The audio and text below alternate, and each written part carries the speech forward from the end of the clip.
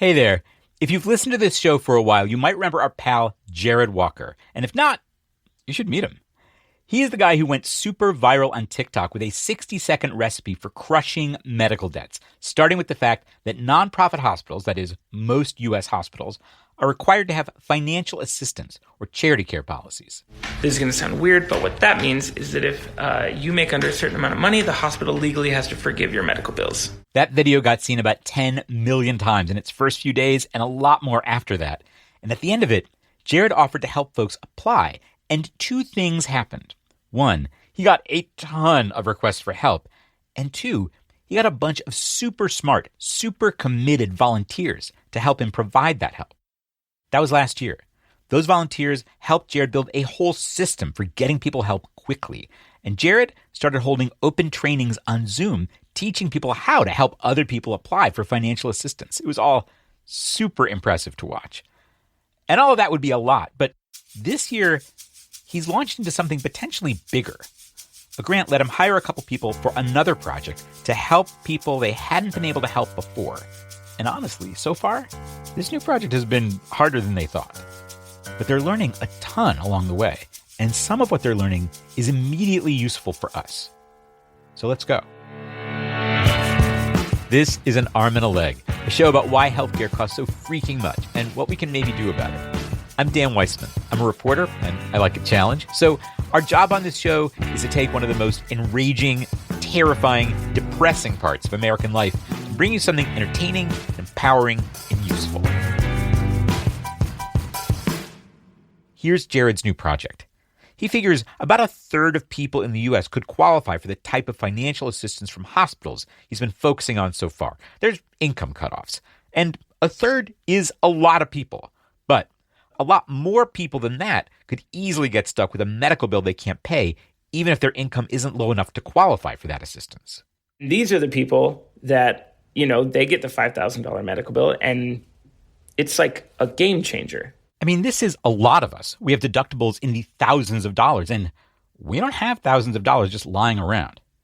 And here's the other thing. A lot of the time, if you can reach the right person, whoever's sending you that bill may be willing to settle for less to make a deal. So Jared wanted to pair patients with skilled advocates who could help get that deal made, which sounded great to me. I'd love to have somebody experienced on my side, somebody who knows how this stuff works, somebody who isn't me quaking in my boots. That's what we hear from patients all the time is like, I have anxiety about this. I'm terrified. Jared's early testing showed him how big a difference it can make to have somebody experienced and confident on the case. I was on a call and we got a no. It was just like a flat out, no, there's nothing we can do. And, we hang up and I call the patient back and the patient's super down and it's like, thanks for trying. And I was like, no, we're calling again. I'm just going to ask for somebody else. I don't give a shit that they said that, it's like, because I know that something can be done. You just got to get to the right person or, whatever. This summer, I got to observe the program in action. Oh, and I got to meet Jared in person when my family was on the West Coast this summer. We met up in Vancouver, Washington, where Jared lives and works, and I saw the office where he shot that original TikTok video. Before we went in, he let me know he hadn't been there himself for months. He and his wife used to live just a 3-minute walk away in a tiny apartment, but last winter they moved, and their new place is farther away, and he's got some space to work there. So before he opened the door, he wasn't totally sure what we were going to find on the other side. I'm nervous about this. Oh, yeah, it's a shit show. Here it is. Wow. All my plants have died. Oh, it's a ghost town. Man, these are terrible. Jared collected his mail. We walked over to a park to talk. One big update. The system that Jared and his team have built for their original hospital charity care project has continued to get more sophisticated. These days, you go to his group's website, dollarfor.org, and plug in your information to see if you qualify for financial assistance according to your hospital's policies. Now, if you're found eligible on our website, you have two choices. Do you want us to do this for you? Or there's a self-advocacy track where they can just take the info and run, and we give them all the, tips, tricks, tools to do it. Those resources are cool. And if you get stuck, you can always get help from a volunteer by text or on the phone. And you can always say, this is too tough. Can you guys take over? If you want $4 to file your application for you, that is handled by somebody on staff. You're handing that person your bank statements, stuff like that. Jared says they've cleared more than $18 million in medical bills this way, closer to $19 million. And I should mention, patients never get charged a dime for this assistance. $4 is doing it for free. But now there's a new issue: finding more people to help. Jared says they can now serve hundreds of people a week, and most weeks, they don't get nearly that many requests. So priority number one right now, other than just, getting the money to make sure we can continue the work, is how do we get more patients? It's so interesting because a year ago, right, the question was like, how will we ever clear the backlog? Yeah. And now you're like, how can we build the pipeline? Yeah, I mean, it's weird too, because at that point, I was thinking, how do we ever build capacity to meet this need? And if that were to happen today, I don't think we would miss a single patient. I mean, this is a great problem for him to have. He is looking at collaborations with groups that have relationships with lots of patients, like associations for specific conditions, who could use $4's help. And he's thinking about PR, other ways to get people's attention, beyond TikTok. Like, who's on TikTok? Young people. Like, who has medical bills? A lot of old people have medical bills. Like, how do we reach out to them? Meanwhile, Jared and his colleagues have spent the last couple of months negotiating with bill collectors for people who don't qualify for help through the charity care side of things. And after I got back home, I got to sit in while Jared's colleague Eli Rushbanks did a little negotiating. That's right after this.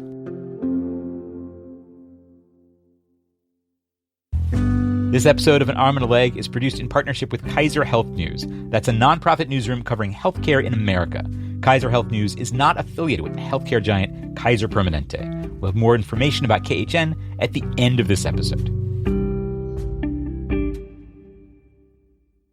So here's where I listen in on what Jared and $4 are calling the negotiation lab with Jared's colleague Eli. And there are limits to what I could tape. It can be a crime to record somebody without their okay, and laws are different in every state, and we didn't know what state the person on the other side of the call would be in. So Eli made his calls by phone, and I listened to his side on Zoom. For this negotiation lab, this experiment, $4 has been pulling the records of people who filled out the form at $4.org and didn't qualify for financial assistance, and getting in touch with them. When Eli gets this patient on the phone, he explains the setup. They're going to try and help her by negotiation, another bite at the apple, he says. Then it's down to business. So I wanted to get an update from you as to where you're at with your bills. So I have two bills, one that is in collection. Both of her bills are connected with the birth of her son about 4 years ago, both for around $1,700. Parts her insurance didn't pay.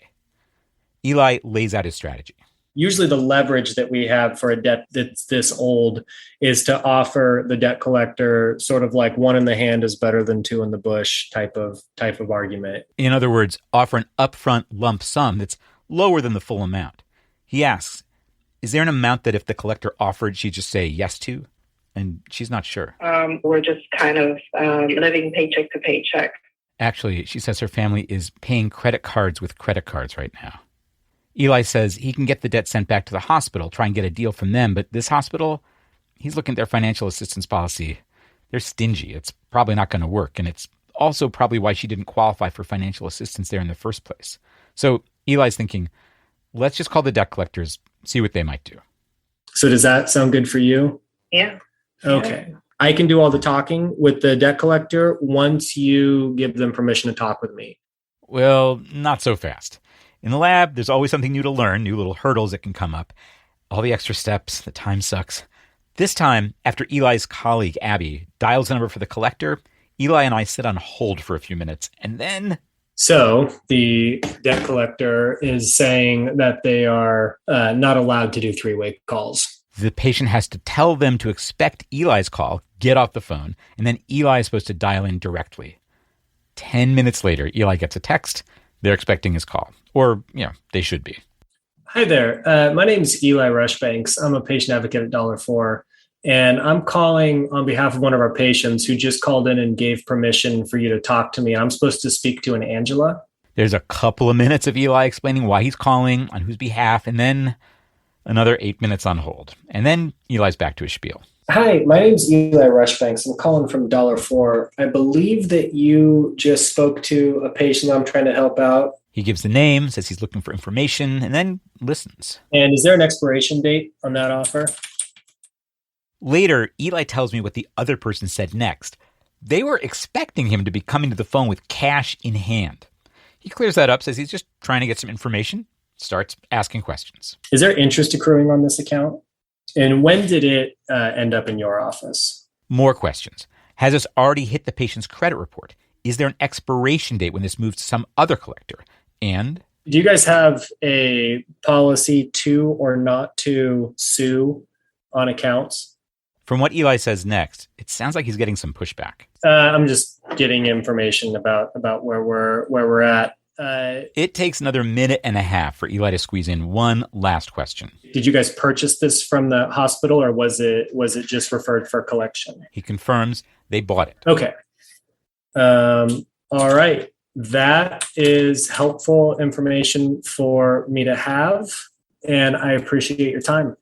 Okay, bye. So she tried to hang up on me. This was after Eli's first couple of questions. She said, my understanding was you were calling to make a payment. You're just asking a bunch of questions about our company. Oh, wow. But we learned a lot. Eli gets his patient back on the line, explains what he's learned. How you doing? Good. So I talked to the collector, and I learned some things that are useful. The headline is, they said they'd accept $784.48 cash up front, which is a lot less than the $1,700 they've been chasing her for. So that's good to know. But I think it's possible that you or we could do better than that, because we learned that they purchased this debt from the hospital. And that's good news. It means they're not collecting for the hospital, not under a contract with the hospital that might limit how much of a discount they could give. So we could offer them anything under the sun, and they don't have to take it, but at least they could take it. We also learned that interest is not accruing, and that they don't sue for debts. This is also good news. It means this is a problem that isn't likely to get worse. With the one big exception is that they could always then sell this to another debt buyer down the road who may decide that they're going to be more aggressive, may accrue interest, and may try to sue for it. Eli's like, what do you think about this $784.48? She's like, that's a lot better. Maybe I could put it on a credit card. Eli says he'd hate to see her do that because then she'd be accruing interest, which isn't happening now. Also, if she fell behind on the credit card, she could get a fresh ding on her credit. This one's already hit her credit report. Eli hopes, best case, maybe he could get that taken off if she settles it with this collector.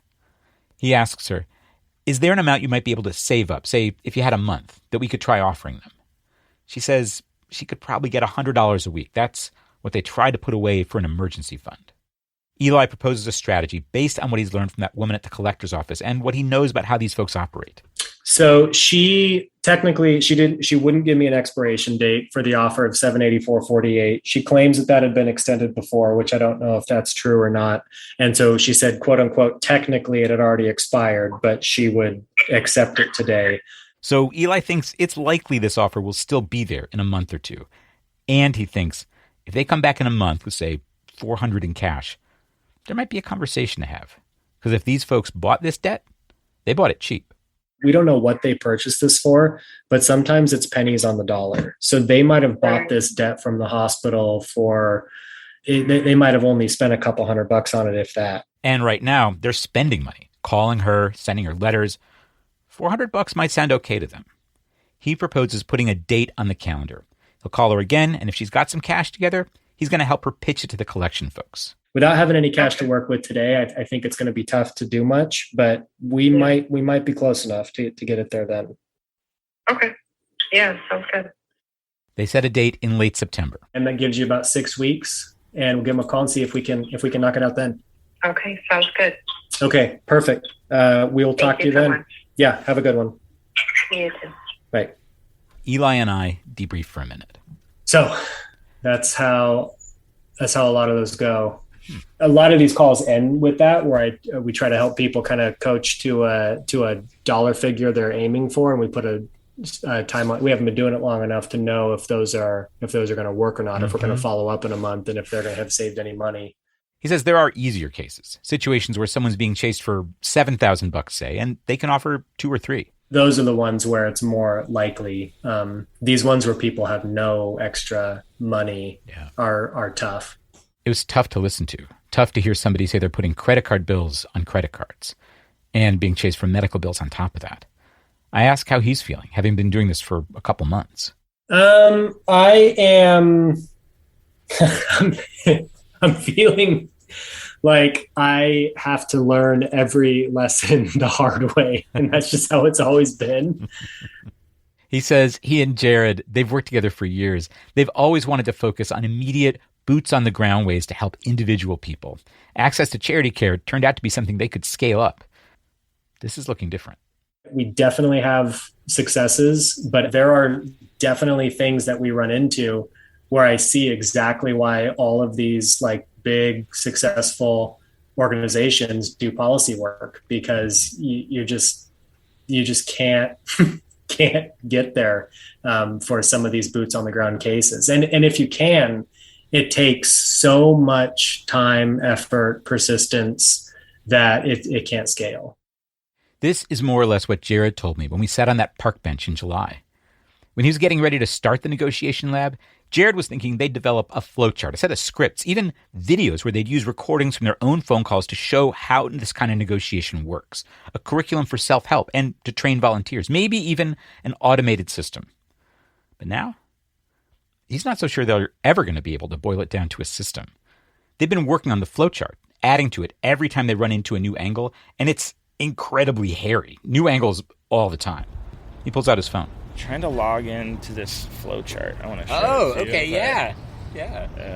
What is my password? He pulls it up.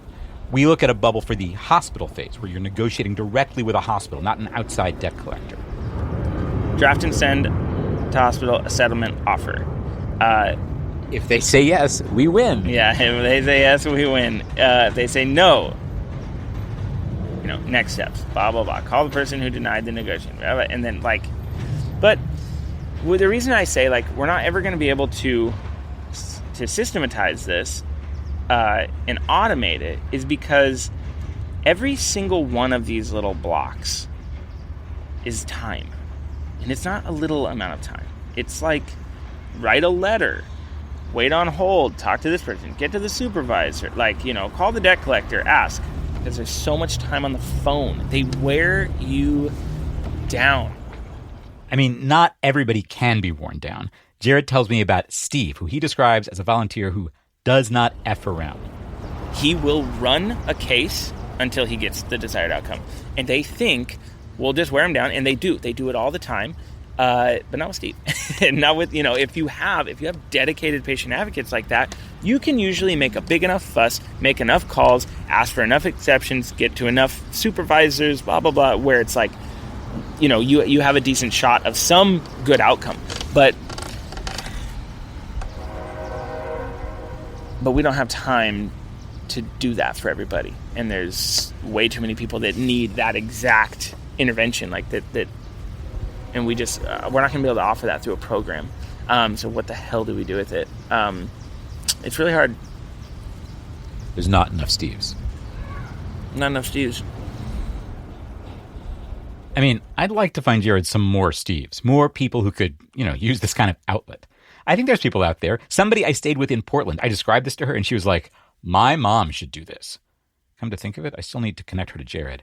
And Jared and Eli and their colleagues and Steve and a lot of other volunteers are every day piling up wins, big ones, small ones. I can see it on their Twitter feed. At the end of the week, Jared often posts a list of bills they've just gotten cleared, just the amounts. $15,291.64, $250 even, $112,253.94. But I get Jared's point. That's the charity care side. This negotiating part, this is freaking hard.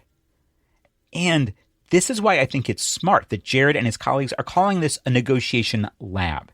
They're experimenting, and they're keeping track of what happens so they can both learn how to be more effective and learn where nobody can be effective. They're piling up a big stack of receipts. at the end of the lab, I want to be able to come out with a report. So we had 4 experts that were working on this X amount of patients to, and this was the impact, but this is how many times our calls were transferred. This is how many times we were promised a call back and didn't get one. This is how many times this is how much time we waited on hold. This is how, every data point that we could possibly put together and then come out and say, this is why this is bullshit. Because then we can use that data to drive some real change. I am for it. I mean, the big picture with this stuff can be really discouraging. It's hard to see how to get out ahead of things, beat the system. But piling up wins is good, and piling up data can work. You might remember we covered it on the show last year. In Maryland, advocates got the state to pass a law saying hospitals couldn't sue people over medical debts if those people qualified for financial assistance, which, duh, of course that should be illegal, but they had to fight to make it illegal. And data was ammunition.